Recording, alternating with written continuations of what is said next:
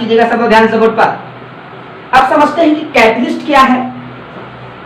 Catalyst कहता है, catalyst का मतलब इसे हम केमिस्ट्री की भाषा में तो उत्प्रेरक कहते हैं, लेकिन उसे बोलचाल की भाषा में हम आम भाषा में हम इसे जो है चुगला के नाम से भी जानते हैं। जो काम नहीं हो रहा है वो काम को करवा देता है, अर्थात उसको एजेंट भी कह सकते हैं। जो दो व्यक्ति नहीं लड़ रहा है उसको वह लड़वा देता है, अर्थात उसे हम चुगलखोर भी कह सकते हैं। तो केमिस्ट्री में जो है इसका वही फंक्शन है जो आपके बीच में, आपके गांव घर में दो व्यक्ति को जो लड़ा देता है उसे हम चुगलखोर कहते हैं। वही काम यहाँ पर जो है केमिस्ट्री में दो पदार्थों में यदि रिएक्शन नहीं हो रहा है तब वह जो है उसको रिएक्शन का संपन्न कराने का काम करता है। ठीक है, तो कैटलिस्ट है क्या?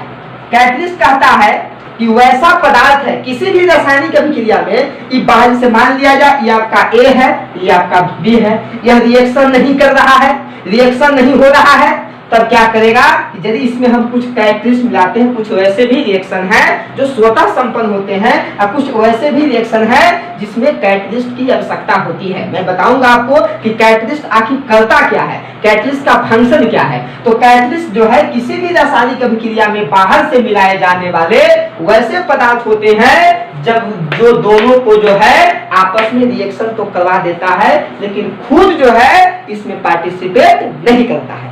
चलिए हम लोग लिख के रख देते हैं उत्प्रेरक। उत्प्रेरक लिख के दीजिएगा, उत्प्रेरक लिख के दीजिएगा। किसी भी रासायनिक अभिक्रिया में, किसी भी रासायनिक अभिक्रिया में बाहर से मिलाए जाने वाले वैसे पदार्थ, किसी भी रासायनिक अभिक्रिया में बाहर से मिलाए जाने वाले वैसे पदार्थ, बाहर से मिलाए जाने वाले वैसे पदार्थ जो उस अभिक्रिया को तो संपन्न करा देता है, जो उस अभिक्रिया को तो संपन्न करा देता है, उस अभिक्रिया को तो संपन्न करा देता है, लेकिन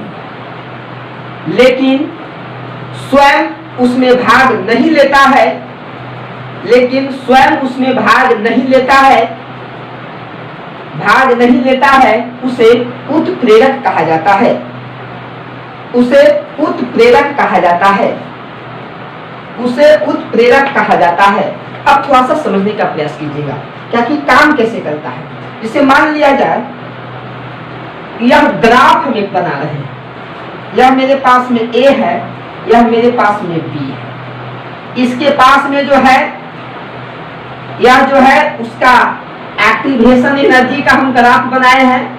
एक्टिवेशन एनर्जी का मैं एक ग्राफ आपको दे रहा हूं, समझने का प्रयास कीजिए कि आखिर काम कैसे करता है।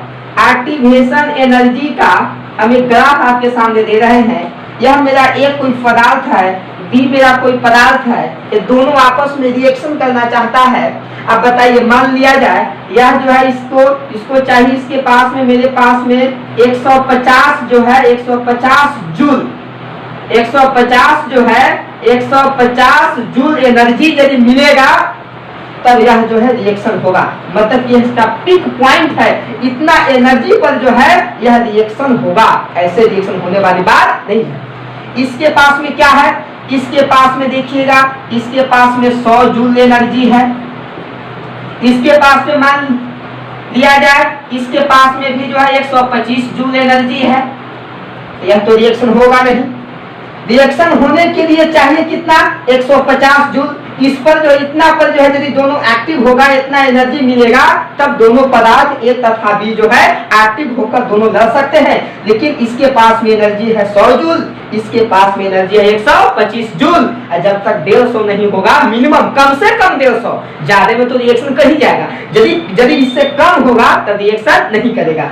तब कैटलिस्ट का फंक्शन क्या है, कैटलिस्ट क्या करता है, इसी एक्टिवेशन एनर्जी के मान को जानते हैं क्या कर देता है, लो कर देता है। अर्थात वो 150 पर दोनों रिएक्शन करता था, इसको लेके आ गया 75 पर, 75 जूल पर लेके आ जाता है। तो यही जो है आपका फंक्शन है कैटलिस्ट का। कैटलिस्ट क्या करता है, इस फंक्शन को समझने का प्रयास कीजिएगा। कैटलिस्ट का यही फंक्शन है कि एक्टिवेशन एनर्जी का जो पीक पॉइंट था उसको डाउन कर देता है। अब जो है इतना पर रिएक्शन हो सकता है। इसके पास तो है ये सफिशिएंट है, इसके पास में 100 जूल एनर्जी है, इसके पास में भी जो 125 जूल एनर्जी है, लेकिन जो है रिएक्शन होने के लिए 75 जूल एनर्जी की आवश्यकता है, तो दोनों आराम से जो है रिएक्शन कर लेता है। हम यह कह सकते हैं कि कैटलिस्ट कार्य कैसे करता है, तो कैटलिस्ट जो है एक्टिवेशन एनर्जी सक्रिय ऊर्जा के मान को कम करके जो है फंक्शन करता है, कार्य करता है। इसी ऐसे लिखेगा, नीचे जो है कैटलिस्ट के नीचे डायरेक्ट लिखिएगा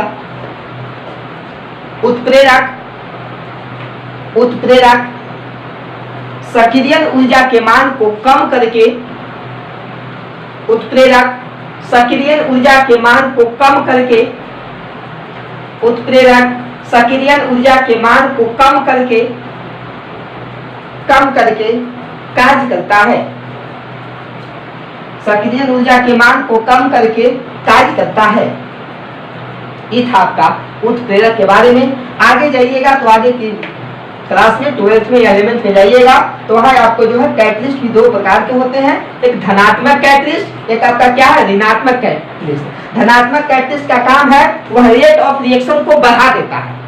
रेट ऑफ रिएक्शन कहने का मतलब अभिक्रिया की दर को बढ़ा देता है, रिएक्शन नहीं होता तो उसको जो है इंक्रीज कर देता है। और ऋणात्मक कैटलिस्ट का काम है वो अभिक्रिया की दर को क्या करता है, घटा देता है। मतलब कि आगे जाइएगा तो कैटलिस्ट भी आपको 2 प्रकार से मिलेंगे, एक का नाम है धनात्मक कैटलिस्ट और एक का नाम है ऋणात्मक कैटलिस्ट। धनात्मक कैटलिस्ट का काम है कि रेट ऑफ रिएक्शन को इंक्रीज कर देता है, अभिक्रिया की दर को बढ़ा देता है।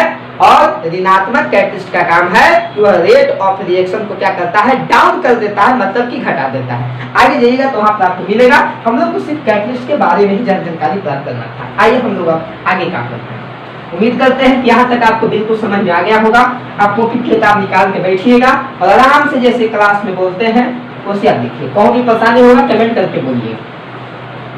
अभी तक हमने जो है रासायनिक अभिक्रिया को समझने के लिए मैंने 2 टर्म मैंने आपको बताया, एक एक्टिवेशन एनर्जी बताया जिसे हम लोग सक्रिय ऊर्जा कहते हैं, और एक मैंने आपको कैटलिस्ट के बारे में जानकारी दिया।